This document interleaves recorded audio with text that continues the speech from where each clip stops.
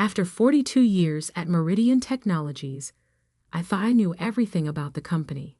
Every system, every process, every face in every department. But standing in the grand ballroom of the Westbrook Hotel, watching my son Marcus announce he'd borrowed my pension, I realized I'd missed something crucial: the capacity of family to betray you. Dads always believed in investing in family, Marcus continued, champagne glass raised. So when this opportunity came up, we knew he'd want to support it. The room of 200 employees fell silent. Even the waiters stopped circulating, sensing the tension crackling through the air. My wife Susan squeezed my hand under the table, her fingers trembling slightly. I maintained my smile, decades of corporate training keeping my expression neutral as I watched my retirement implode in real time. Behind Marcus, my daughter-in-law, Jennifer, beamed with practiced charm, their perfect family portrait completed by my teenage grandchildren looking bored with their phones. But my attention was fixed on James Morrison, Meridian CEO, who sat at the head table, watching the scene unfold with an expression I'd never seen in 30 years of working with him. A toast. Marcus raised his glass higher, to family investment and new beginnings. The room responded with awkward, scattered applause. I caught whispers from nearby tables. Did he say he took his father's pension? Can they even do that? Poor Tom, on his retirement day. 4 hours earlier, I'd been in my office, clearing out 42 years of memories. Photos of system launches, team celebrations, the day we went public. My retirement package was substantial. $1.8 million in pension funds, plus stock options I'd carefully accumulated since the IPO. Marcus had stopped by as I was packing, full of unusual questions about the pension disbursement timeline. I should have recognized the signs.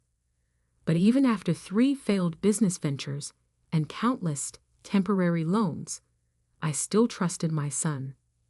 "Just one more thing, Dad," he'd said, hovering in the doorway. "You'll back me up at the party, right? When I make the announcement?" "What announcement?" He'd smiled, that confident smile that always preceded disaster. "You'll see. It's brilliant. Trust me. Trust me." The words that had cost me $40,000 when he tried to start a craft brewery. Another $75,000 for his revolutionary app that never launched. But this was different. This was my retirement, carefully planned, meticulously saved, absolutely secured. Or so I thought. Now watching him stand at the podium in his expensive suit, probably bought with my money, I did the mental math. My pension was supposed to be deposited tomorrow. The papers were already signed, the transfer scheduled. I pulled out my phone under the table, opened my banking app. The notification made my stomach drop. Transfer complete. $1,800,000 to account ending in 4872. An account I didn't recognize. "Marcus," I said quietly, but my voice carried in the silent room. "What exactly did you do?" He turned that brilliant smile my way.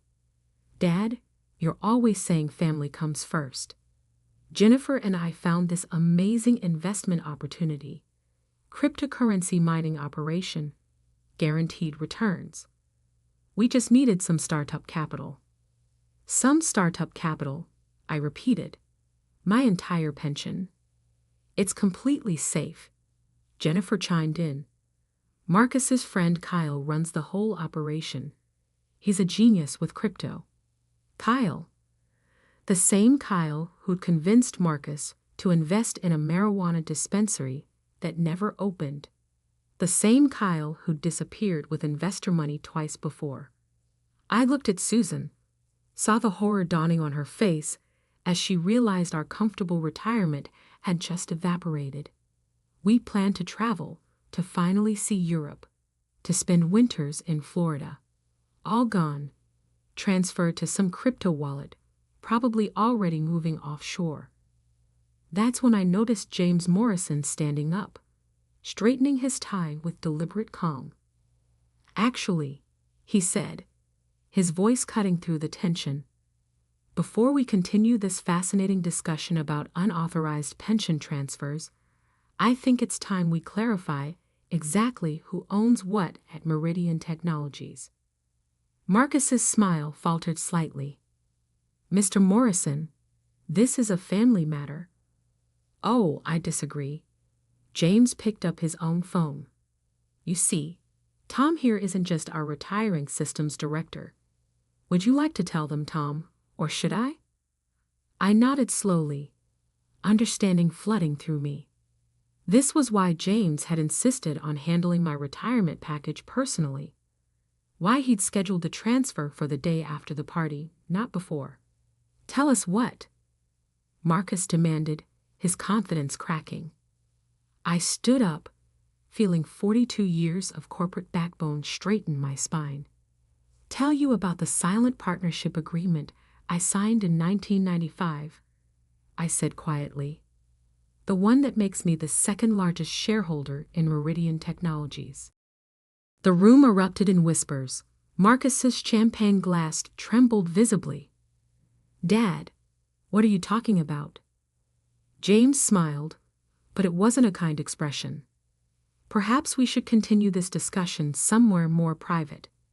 The corporate security office, for example. I believe they'd be very interested in hearing about unauthorized access to pension accounts." As hotel security appeared at the ballroom doors, I saw Marcus's face drain of color. He planned this perfectly. The public announcement, the family pressure, the fait accompli of money already transferred. What he hadn't planned on was me having a backup plan. Or rather, having spent 42 years building something he didn't know about. Sometimes the quiet ones have the loudest secrets. The corporate security office at the Westbrook Hotel was all dark wood and leather chairs, designed to make people comfortable. No one looked comfortable now. Marcus sat with his head in his hands, Jennifer frantically texting someone, probably Kyle, who would conveniently stop answering any minute now. James Morrison stood by the window, while two Meridian security officers reviewed banking records on their tablets. The transfer was initiated at 3:42 p.m., Officer Collins reported, using Mr. Thomas Reynolds' login credentials. I watched Marcus flinch. "How did you get my password, son?" "Your notebook," he mumbled. "The one in your desk drawer. You keep all your passwords there." Of course. The notebook I deliberately filled with outdated credentials, a security measure I'd implemented after the craft brewery disaster, when I discovered Marcus borrowing money from my checking account. James turned from the window. "Show them, Tom." I opened my laptop, pulled up the real transfer records. The pension fund never left Meridian's secure accounts. What you accessed was a shadow system we used to track potential security breaches. Marcus's head snapped up. "What?" "It's a honeypot," Officer Collins explained. "Fake accounts we monitor for unauthorized access. When someone tries to transfer funds, it looks successful, but the money actually goes nowhere." Jennifer stopped texting. "So, the money isn't in Kyle's account?" "Kyle's not answering, is he?" I asked quietly.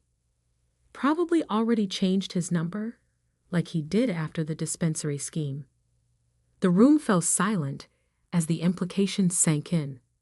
Marcus had not only attempted to steal my pension, he'd been caught in a security trap designed specifically to identify internal theft. "Here's what's going to happen," James said, his CEO voice in full effect.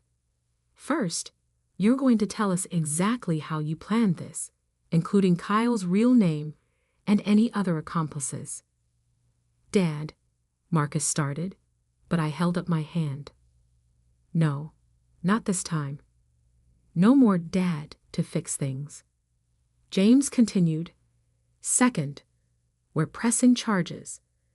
Attempting to steal a pension fund is a federal offense. The FBI has already been notified. Jennifer burst into tears. We can't go to jail. What about the children? You should have thought about them before committing fraud. Officer Collins replied without sympathy. My phone buzzed. A text from Susan. Do you want me to call Martha? Martha, our family lawyer. The one who'd handled the aftermath of Marcus's previous schemes. No, I typed back. Not this time. Marcus must have seen my response. Dad, please. We can work something out. Pay you back slowly. With what money? I asked. The brewery funds? The app investment? The dispensary capital? When exactly were you planning to pay back any of it? He had no answer. He never did. James sat down across from them. The FBI will want to know about those other schemes, too. How much would you say your father has loaned you over the years, Marcus? I don't know exactly. $457,000, I said quietly. I kept records of everything. Jennifer gasped. Marcus went pale. Plus today's attempted theft of $1.8 million in pension funds, James added, using stolen passwords to access corporate accounts. That's quite a pattern of behavior. A knock at the door interrupted us. Agent Sarah Davidson, FBI Financial Crimes, strode in with two colleagues. I knew her from corporate security seminars, another detail Marcus hadn't considered. Mr. Reynolds, she nodded to me. We have some questions about unauthorized access to pension accounts. Marcus stood up, desperation clear on his face. Dad, you can't let them do this. I'm your son. Yes, I agreed. You are.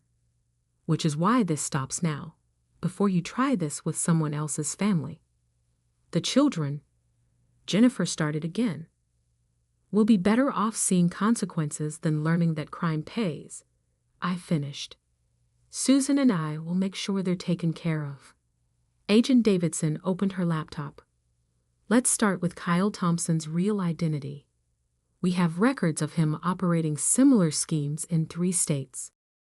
As Marcus and Jennifer began their interviews with the FBI, James pulled me aside. You know, he said quietly, most people would have just stopped the transfer and kept it private. Family shame and all that. I watched my son, slumped in his chair as he detailed years of financial manipulation. Sometimes family needs public consequences. I enabled him for too long, thinking I was helping. Your shareholding announcement got their attention, though. James smiled slightly. Nice touch, letting them think you had hidden power. Who says I don't? I handed him a folder. Check page 3. He opened it, eyes widening. These stock options. You've been accumulating since the IPO. You really are one of our largest individual shareholders.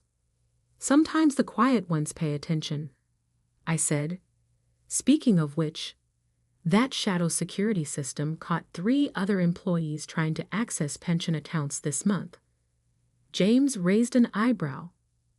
Really? Do tell. As we discussed internal security protocols, I watched Agent Davidson lead Marcus and Jennifer out in handcuffs. No more chances. No more enabling.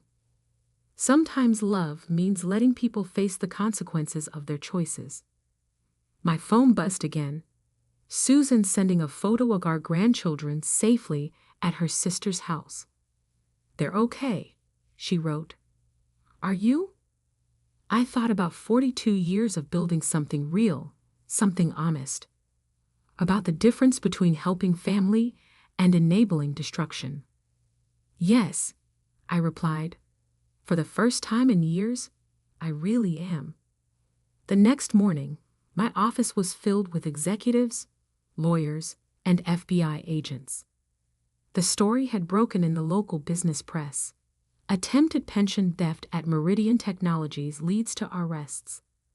Marcus and Jennifer's smiling photos from last year's charity gala feature prominently. We've traced the connection to 5 other pension fraud attempts across the state. Agent Davidson explained, spreading documents across my desk. Your son's friend Kyle, real name Kevin Bradbury, has been running this scheme for years. Target retirement parties, manipulate family connections, transfer funds to crypto wallets. And my son was going to help him do it again, I said quietly. Not just help, she corrected. Marcus was being groomed to take over the operation. We found plans for approaching 3 other retiring Meridian executives in the next month. James Morrison leaned against the window, watching a group of protesters outside. Signs reading, "Protect our pensions," and "Family fraud is still fraud," dotted the morning crowd. The press is having a field day, he said. Fortune just called for a comment. They're doing a piece on familial financial abuse. I nodded, thinking about years of temporary loans and emergency investments. Each time, I'd told myself I was helping family. Each time, I'd actually been funding my son's descent into fraud. My phone lit up with a text from the prison where Marcus was being held. Dad, please. The public defender says 15 years minimum. You can't let this happen. I showed it to Agent Davidson. She shook her head. With his prior schemes and the interstate nature of this operation, he's looking at more than that. Jennifer might get less if she cooperates fully. The grandchildren? I asked. Child Services is recommending placement with your wife's sister for now. Given your financial stability and clean record, you and your wife could petition for custody. Another text came through, this one from Susan. Marcus's wife's parents are threatening to sue us. Say we should have stopped him sooner. The irony wasn't lost on anyone. James cleared his throat. Tom, about your shareholding position? Yes. The board is meeting this afternoon. Given your stock options and long-term investment in the company, they'd like you to consider taking a seat. Help us strengthen internal controls against exactly this type of fraud. I looked around my office at the box of personal items I'd been packing just yesterday. I thought I was retiring. Maybe, James smiled, you could delay that a bit. We could use your expertise, especially now. Agent Davidson added, having someone with your background helping prevent pension fraud would send a strong message. Show other companies how to protect their employees. My phone buzzed again. A message from Kyle/Kevin's latest victim, a retiring teacher who'd lost $230,000 to the scheme last month. The FBI had given her my contact information. Thank you, she wrote. Your son's arrest helped them freeze our transfers in time. You saved our retirement. I thought about Marcus sitting in a cell, probably still believing I would rescue him. About Jennifer facing federal charges while her parents blamed everyone but her. About my grandchildren trying to understand why their parents were suddenly gone. The board meeting, I said to James. What time? 2 p.m. We're announcing a complete security overhaul. New protocols for pension protection, enhanced monitoring of all retirement accounts. I opened my laptop, pulled up the presentation I'd been working on since 4 a.m., add this to the agenda. It's a complete analysis of how Marcus accessed our systems, where the vulnerabilities were, and how to prevent it happening again. Agent Davidson looked over my shoulder. You did this all night? No, I corrected.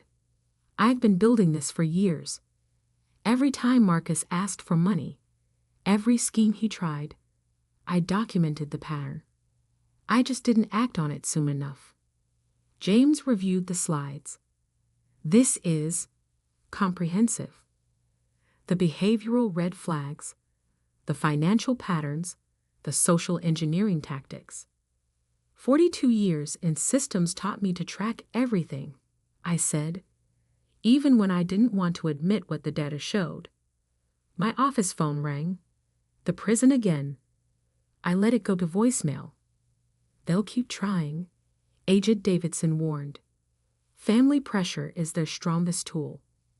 Yes, I agreed, but family truth is stronger. I stood up, gathering the FBI files. I'll present this to the board on one condition. Name it, James said. We make it public. Share it with every company in our industry. Create a network to track these schemes across state lines.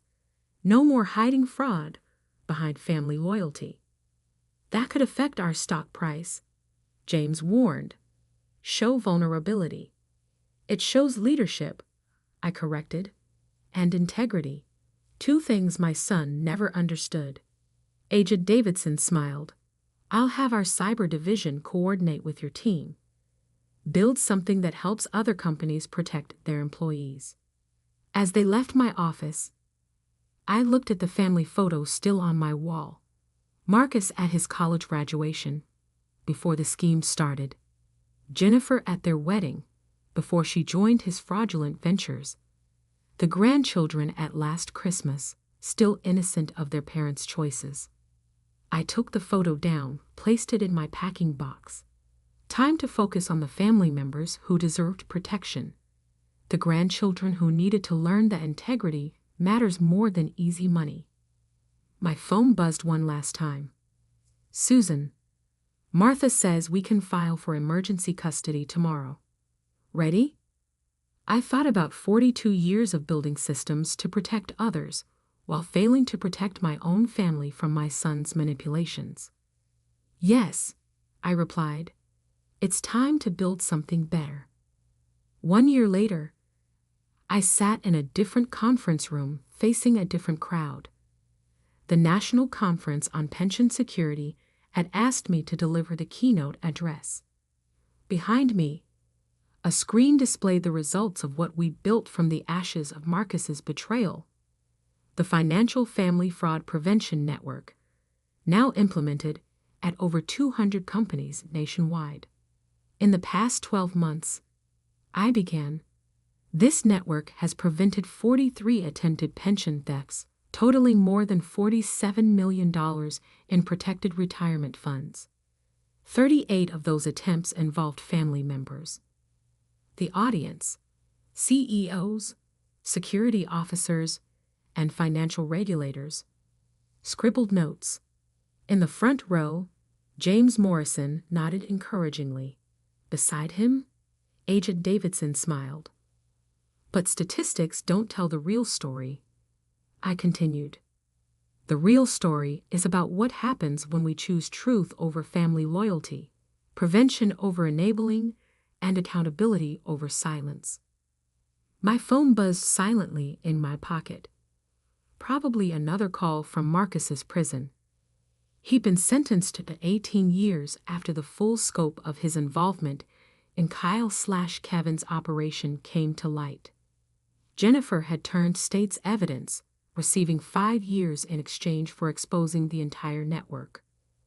The hardest part isn't building the security systems, I told the crowd. It's acknowledging that sometimes the greatest threats come from those we trust most. After the presentation, during a reception, people kept approaching with similar stories. A CFO whose daughter had attempted to redirect corporate funds. A retiring teacher who'd caught her nephew trying to access her pension. The pattern was always the same. Family pressure, financial manipulation, the assumption that blood ties would prevent consequences. James found me by the coffee station. The SEC is implementing your protocols nationwide, he said. Every public company will be required to have similar protections by next year. Good, I stirred my coffee, thinking about the latest letter from Marcus's lawyer. Another appeal, another claim that family loyalty should supersede criminal charges. Any word on the Thompson case? James nodded grimly. Kyle's operation had tentacles in 12 states. Your son's testimony helped crack it open. But he still did what he did. Yes. James hesitated. Have you visited him? No. I'd made that decision early on. The therapist says it's better for him to focus on rehabilitation without expecting rescue. My phone buzzed again. Susan this time, with better news. A photo of our grandchildren at their school science fair. They lived with us now, the court having granted permanent custody 6 months ago. In the picture, they were smiling, holding blue ribbons, looking like kids again instead of collateral damage in their parents' schemes. They're healing, Agent Davidson said, appearing beside me. She'd seen the photo over my shoulder. That's what matters most. They ask about their parents sometimes, I admitted. It's hard to explain. You tell them the truth, she replied. That's more valuable than any inheritance Marcus would have stolen. The conference continued with technical sessions about security protocols and legal frameworks. But during my closing remarks, I focused on something different. We're not just protecting money, I told them. We're protecting families from their own worst impulses. Every pension we save is a family's future. Every fraud we prevent is a potential redemption. Afterwards, in my hotel room, I finally opened Marcus's latest letter. Dad, the prosecutors offered a deal. If you testify about Kyle's other operations, they'll reduce my sentence. Please, I'm your son. Don't let me spend 18 years in here. I set the letter aside and opened my laptop, pulling up the presentation I'd given earlier. The last slide showed a simple statistic. 94% of prevented pension fraud attempts came after family members reported suspicious activity. My phone rang. The prison again. This time, I answered. Hello, Marcus. Dad, his voice was desperate. Did you get my letter? About the deal? Yes. And? I thought about the grandchildren doing their homework at our kitchen table, about Susan finally sleeping through the night, about the families we'd helped protect through our new network. The prosecutors already have my testimony, I said quietly. I gave it last month. About Kyle, about the other operations, about everything. Silence. But they said it would help reduce my sentence. No, Marcus. They said my testimony would help them catch Kyle's other accomplices. Your sentence stands. Dad, please. Goodbye, Marcus. Get help while you're in there. Real help this time. I hung up, looking out the hotel window at the city lights. My phone buzzed, with a text from Susan. The kids want to know if you'll be home for breakfast tomorrow. Tommy has a math test he wants to show you. I smiled, thinking about second chances and better legacies.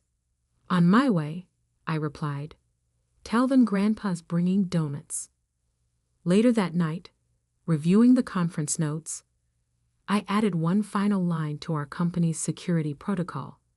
The strongest protection against family fraud is family truth. Sometimes the hardest investments aren't financial. They're emotional. The willingness to stand firm, to choose right over easy, to build something better from broken trust. My retirement hadn't gone as planned. Instead of golf courses and leisure, I'd built a national security network. Instead of travel with Marcus and Jennifer, I was raising their children. Instead of family dinners with my son, I was protecting other families from sons like him. But looking at the grandchildren's science fair photo on my desk, I knew I'd finally invested in the right future.